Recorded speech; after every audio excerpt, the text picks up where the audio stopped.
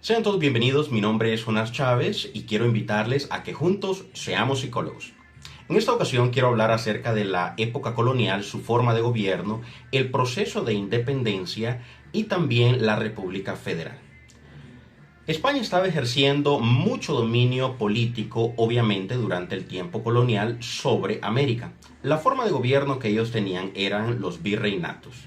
España elegía una gran porción de tierra, de suelo americano, y ahí colocaba a un virrey. A eso se le llamaba virreinato. Los virreinatos, a su vez, estaban subdivididos en capitanías generales. Una de estas capitanías fue la Capitanía General de Guatemala.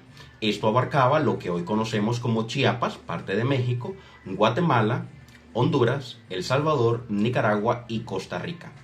Ya para el siglo XVIII, es decir, los años 1700, hubo un cambio de gobierno en España. Se cambió de la monarquía de los reyes de Castilla a los reyes de Borbón.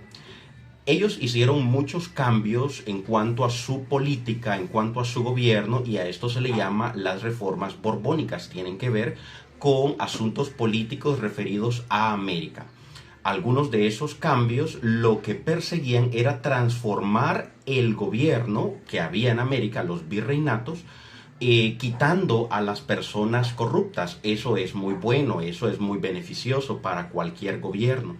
Otra cosa que las reformas borbónicas hicieron es restringir el dominio eclesiástico, es decir, le quitaron muchísimo poder a la iglesia predominante en ese entonces, es decir, la iglesia católica. También le quitaron el poder a la aristocracia criolla. ¿Quiénes eran los criollos? Eran europeos, pero que habían nacido en suelo americano. Luego vamos a ver cómo los criollos en realidad se rebelaron y fueron realmente muy importantes para lograr la independencia de América y de manera especial la independencia de Guatemala. Otra cosa que pretendían hacer los reyes de Borbón con estas reformas era fortalecer el área militar con la finalidad de tener mayor presencia y mayor dominio en el suelo americano. Ellos sentían que al pasar del tiempo, de los años, los reyes de Castilla y ellos mismos también habían perdido mucha fuerza, mucho poder, mucho dominio sobre España. Entonces lo que trataron de hacer es de ajustar el cinturón, lo que trataron de hacer es de retomar el poder que ellos tenían en España. Pero eso, lejos de lograr el objetivo que tenían los reyes de Borbón, eso dio paso a la independencia, es decir, que logró todo lo contrario, porque los criollos, como decíamos, es decir, los europeos que habían nacido en suelo americano y también aquellos europeos que habían migrado hacia América, ahora se sentían libres, sentían que no debían ser parte más de Europa, sino que debían de independizarse. Y de eso, por supuesto, tomó parte América, es decir, los nativos americanos, quienes tenían desde hacía muchos años el deseo de ser totalmente independientes. Hay algunas cosas, algunos datos históricos que influenciaron para la independencia de Guatemala, la independencia, podríamos decir, del virreinato de Nueva España y más específicamente de la Capitanía General de Guatemala. Por ejemplo, en 1775 se dio la independencia en Estados Unidos. Entonces, aunque sí nosotros estamos bastante lejos de Estados Unidos, pero esos movimientos independentistas despertaban en nuestros nativos guatemaltecos y en las personas que vivían en el virreinato de Nueva España ese deseo también de ser independientes. Es decir, si Estados Unidos, si aquellas personas en el norte lo lograron, ¿por qué nosotros no podemos también ser independientes? Por supuesto que podemos ser independientes. Años más adelante, en 1789, se dio la Revolución Francesa. Ese movimiento, a pesar de que eso se da en Europa, también despierta dentro de los americanos el sentimiento de ser, de poder ser independientes. Es decir, como lo lograron en Europa, también nosotros podemos llegar a ser libres, podemos llegar a ser independientes. Y es así que con estas influencias y con la ayuda también de los criollos, pudo ser independiente Guatemala. Hubo muchos levantamientos, muchas protestas, muchas manifestaciones y finalmente el 15 de septiembre de 1821 se declaró independencia en el Reino de Guatemala. Como sabemos, el acta de independencia se firmó en el Real Palacio en la Nueva Guatemala de la Asunción. Ese era el nombre de Guatemala, de nuestro país. Nueva Guatemala de la Asunción, y se firmó en el Palacio Nacional de ese entonces. Cabe destacar que ese Palacio Nacional ya no existe, no es el Palacio Nacional que nosotros conocemos en la zona 1, el Palacio Verde, no es ese. Muy cerca de ahí está el Parque Centenario. Ese parque fue de hecho construido porque ahí estaba el Real Palacio de Nueva Guatemala de la Asunción, pero ese fue destruido por un terremoto que hubo en los años 1917. Otra cosa muy importante es que Guatemala se siguió dirigiendo de una manera no tan clara, no como la conocemos ahora, y Guatemala empezó a ser una república hasta el 21 de marzo de 1847, cuando el entonces presidente de Guatemala, es decir, el señor Rafael Carrera y Turcios, firmó un decreto proclamando a Guatemala como república soberana e independiente. Para ese entonces ya no estábamos federados, ya no éramos parte del Imperio Mexicano, ya no éramos parte del Imperio Español. Hasta ese entonces, es decir, en 1847, se puede decir que Guatemala fue verdaderamente libre, independiente, soberana y declarada como una república. ¿Qué es una república? Bueno, una república es una de las tantas maneras que tiene de gobernarse o de conducirse una nación. Es la forma más común en el mundo, aunque no es la única. Es muy probable que sea la forma más justa de gobernar una nación, a través de una república. En una república, el Estado se organiza a través de diferentes poderes.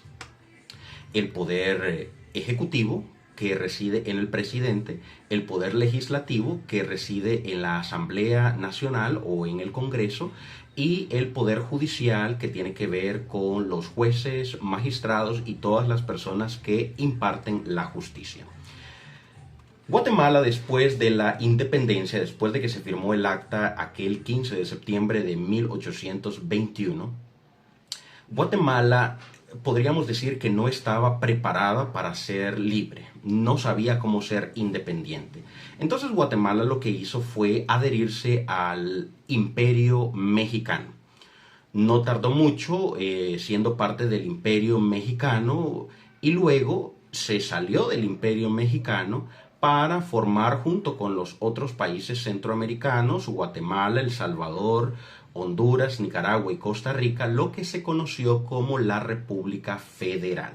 La República Federal es una agrupación de entidades sociales, de países puede ser también, que tienen fines políticos y sociales en común.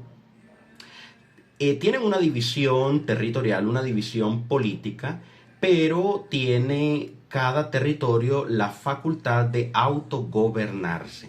Tienen sus propias leyes, tienen su propia legislación, tiene su propio presidente, incluso sus propios gobernantes. Entonces, Guatemala fue parte de la Federación Centroamericana por muchos años. Como ya decía, Guatemala no sabía cómo ser independiente, entonces siempre estuvo en busca de a quién adherirse, a quién juntarse, porque probablemente pensaba Guatemala que solos no iban a poder surgir, no iban a poder salir adelante. Algunas características de la federación, como ya mencionaba, es que está dividido por regiones autónomas. También cada región autónoma debe tener un poder ejecutivo, un poder judicial y un poder legislativo. Otra cosa muy importante es que esto es beneficioso porque esto evita la aglomeración de los poderes del Estado. Es decir, que en una federación, imaginémonos un territorio muy grande, muy extenso, donde todas las personas tengan que acudir a un mismo centro de gobierno. Esto hace que sea un proceso muy tardado, muy caótico, y definitivamente entonces será mejor tener una federación, tener autoridades tanto legislativas, ejecutivas y judiciales en cada estado, y no solamente una para toda la federación.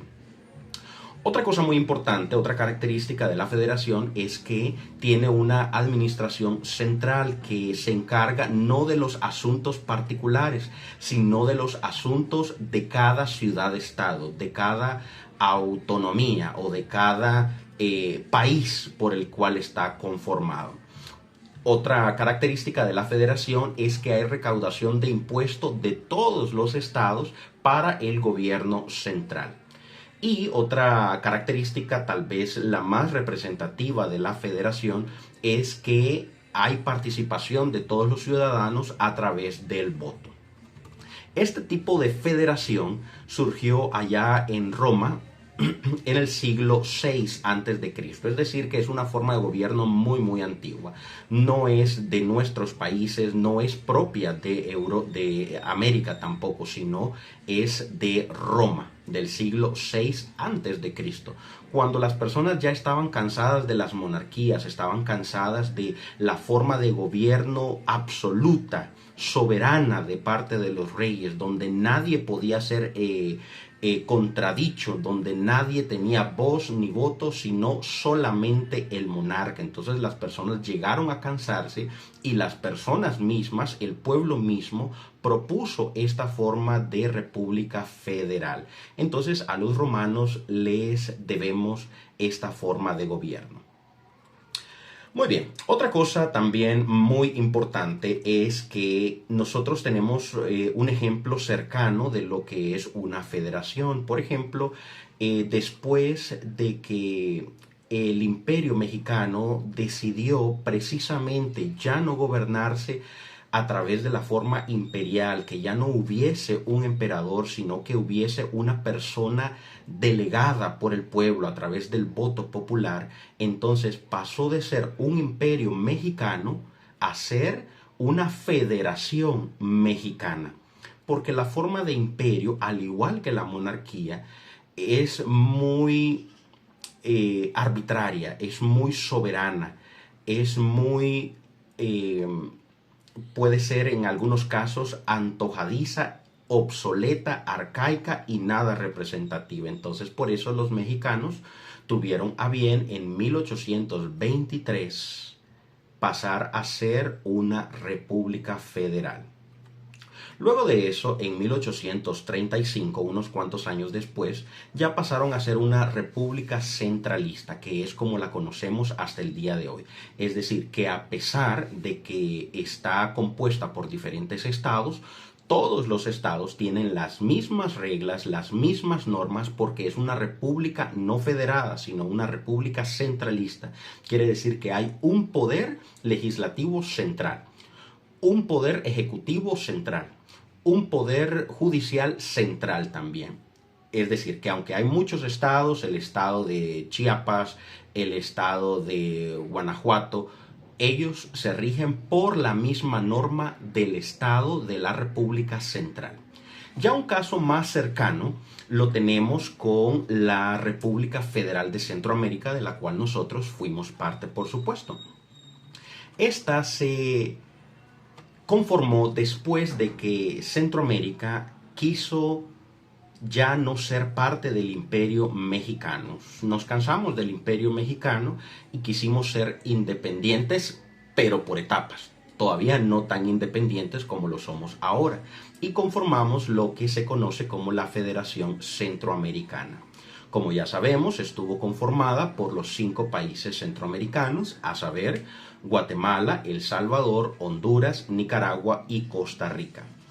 En la actualidad, esto ya fue disuelto, ya no somos parte de la Federación Centroamericana.